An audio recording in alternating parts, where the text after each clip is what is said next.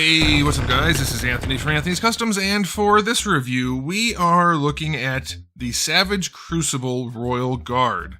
And this came about by the, I almost said the Royal Guard people, the Savage Crucible people contacting me and saying, hey, do you want a review sample? To which I said, sure, this will be a great opportunity for me to savage, see what I did there?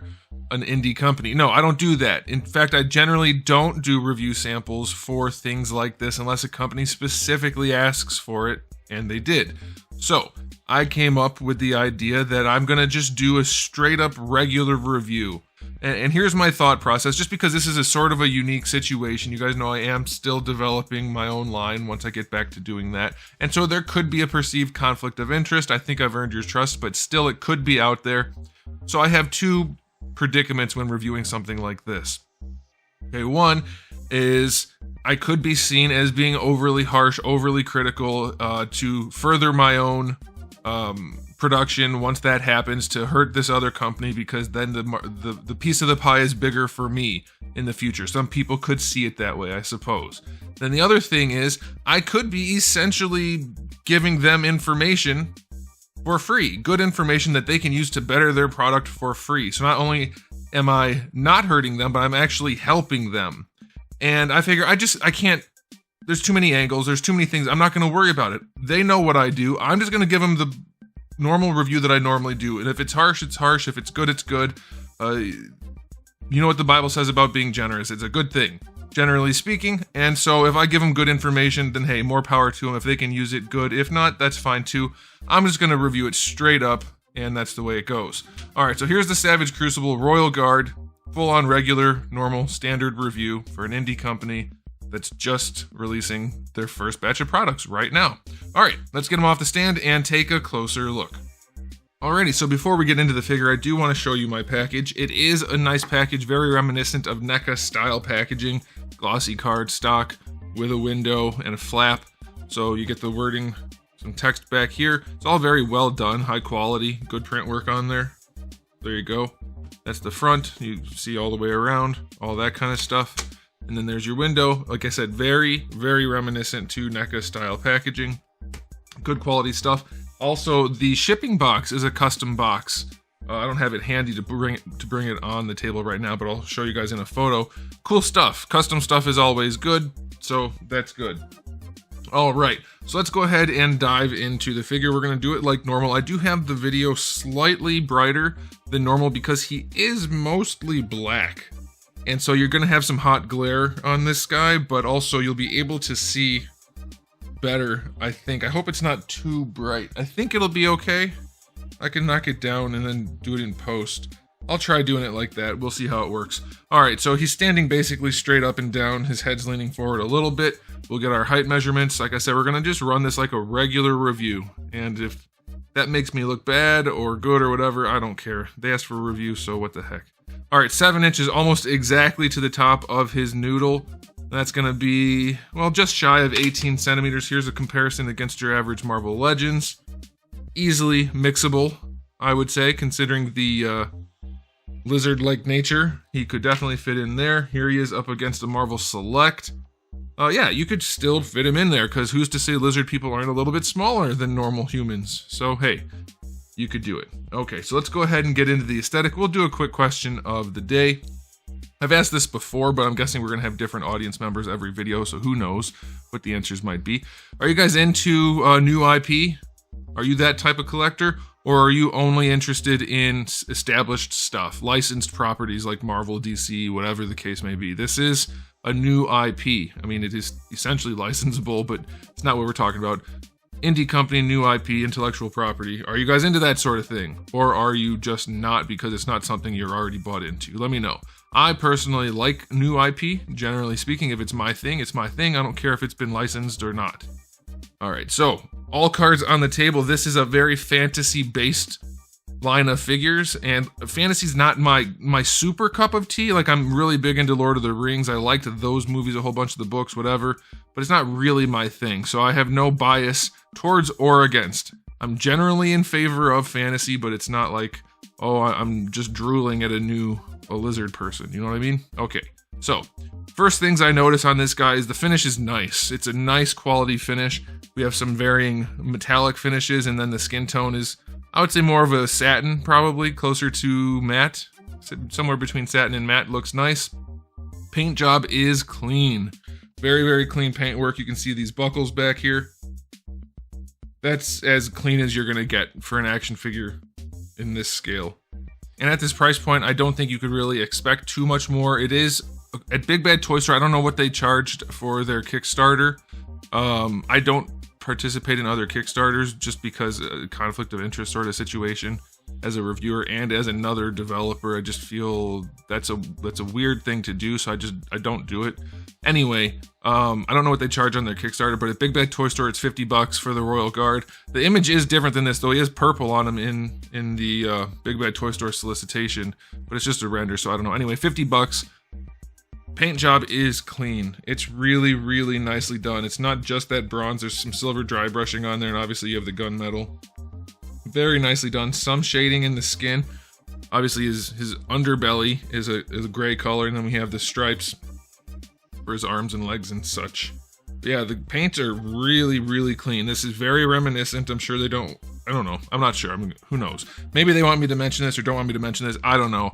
But this falls right in line with the Mythic Legions. I haven't looked at one of those in person in a long time, but I'm assuming they're still the same quality as they used to be, which is to say very nice. And this is also very nice. Very, very high level of execution. The details are very well done also. Again, we'll zoom in for the sculpt work. It's nice and clean sculpt work. It's not soft. It's not sloppy. Not a muddy sculpt at all. You can see the little faces on those serpents. The skin is textured everywhere, which is a very nice feature. Looks good. Detail work is very, very clean, very well done. Now, for these sorts of things, I tend to not bring in the creative aspect of my being, because everybody's got their own opinions on what they like or don't like. I try to keep it as objective as possible. But the one thing I have to point out on this guy, and I don't know if they've debated this or not, I understand why the eyes would be the way they are on this guy, but for me, I would just bring those pupils just a little bit forward. Just a little bit, so he looks like he's looking forward more. And I get it, lizards and their eyes makes sense, just my 2 cents. And if they don't care, then they don't care, that's fine. But I would bring those pupils just a little bit more forward to make him look like he's looking forward just a little bit more, my 2 cents. Okay, so aesthetically, yeah, it's gorgeous. Very, very, very nicely done. Looks great, looks fantastic. So for $50, this is a 9 out of 10. I would say it's really good. Is it absolutely perfect? Could there be more, washes and things? Yes. Again, still 9 out of 10. The one thing that stood out to me that in need of a wash would be the mouth. They did a good job articulating it, and we'll talk about that in the articulation. And the teeth are painted very cleanly, but the mouth it's a little bit flat. The tongue, if that is the tongue laying down there in the middle, no color separation and just a flat finish. The mouth looks unfinished, honestly. So that's why it's only going to get a 9 as opposed to a higher rating, but still a really good looking figure. There's a couple other things we'll talk about in the articulation section that kind of relates to the aesthetic. Now, as far as accessories go, you get 4 total blades, 2 of these hook swords, and then 2 of these closer to, I guess they're like scimitars. Very nicely done. The thing that stood out to me the most, not only is that they're painted and they're very nice material, but the handles on the scimitars, they just look really good. I love the sculpt and a wash on there. It brings them to life, and then that bronze color. Very nice looking swords. You get 2 sets of hands, 2 gripping hands with vertical hinges, by the way. That's awesome. That'll help for using those swords. And then we get the 2 open hands, which look nice as well. And then lastly, as far as it's not really an accessory, this was a pack-in. It's in the back of the packaging behind the map. It comes in like a little foil thing, like a Pokemon card, sort of. It's got this rainbow effect going on the front, some cool artwork. Doesn't match the figure necessarily, but it does say, I thought it said Royal Guard somewhere. It doesn't. It says Draconic Savage. So it's a different character. I'm guessing these are just random pack-ins, and they look like cards. Or, no, they're not. It doesn't look like it's actually for a game, does it? I don't know. I don't play tabletop card games, or whatever they're called. But it looks like it's just a character card sort of thing, like a collectible thing. Challenge. Well, maybe not. I don't know what this part is right here. Anyway, you get this. You can decide what it's for. Oh, it has HP and stuff too. They're going to have some kind of game, it looks like. Anyway, nicely done. So that's it for accessories. Not the largest spread. I don't know, some fists. I'm always a fan of having fists included, but decent enough. I'll say 7.5 out of 10. It's not an incredible array of accessories. It's perfectly acceptable. Could have more.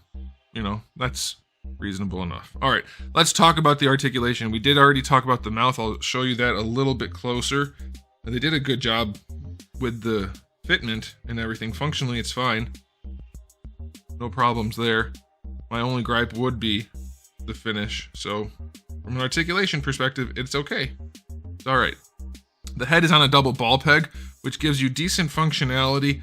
I personally don't care for the gap and the height. On the neck, I know they had to make some room for the armor, but with the head being that high up, I would want the neck to go a little bit higher, but it is pretty functional for a double ball peg with the armor. It's okay. Not the best thing we've ever seen, but it definitely will get the job done. All right.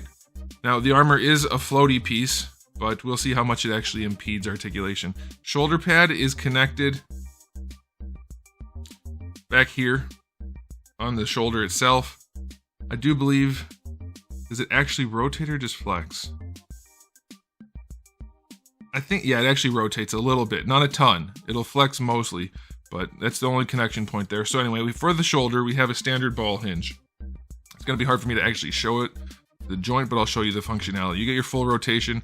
This will flex, not a ton, but it will.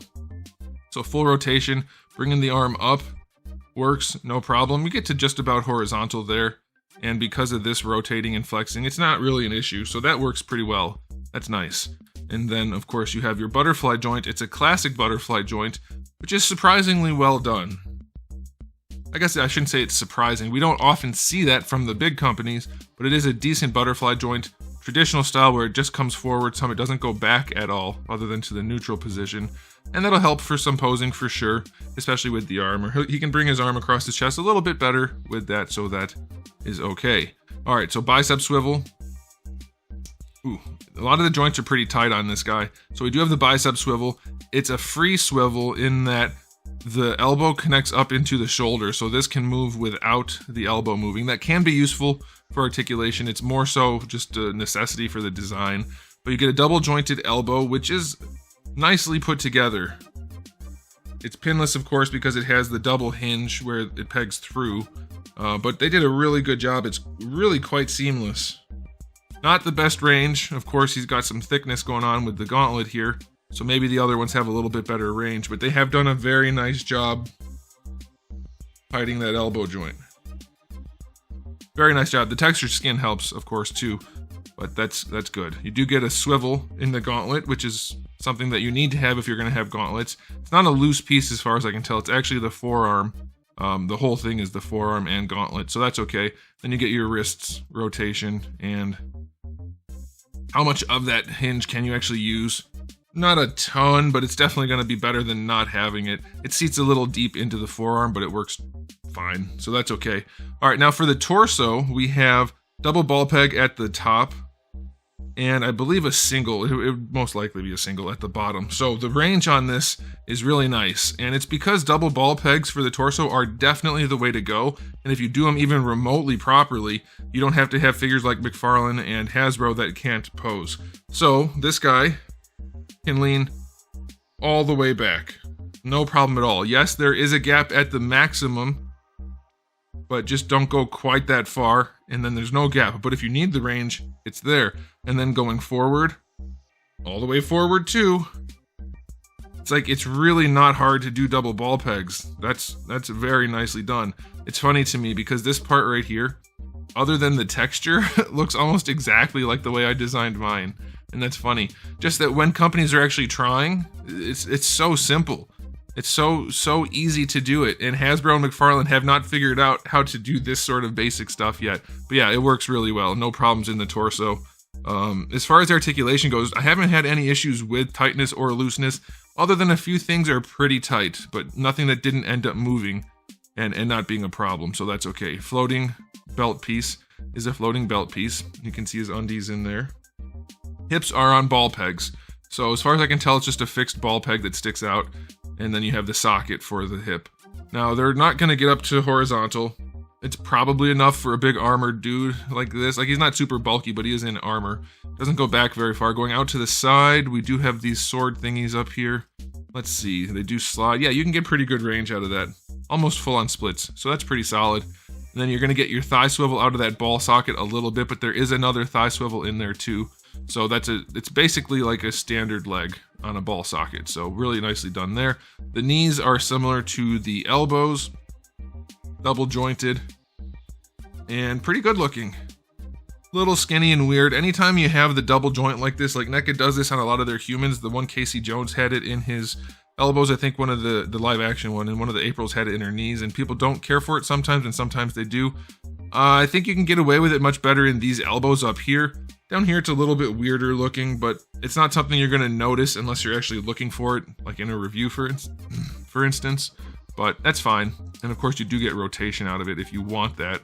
Don't know if you would, but it's functional and it looks decent enough if you're okay with that style. For the ankles, you get a full-on ball hinge, plenty of range going back, and plenty of range going forward. And of course you have your full-on ball hinge, so that's good. Nice ankle there. And then for the toe hinge, they did do it the right way in that it's flush.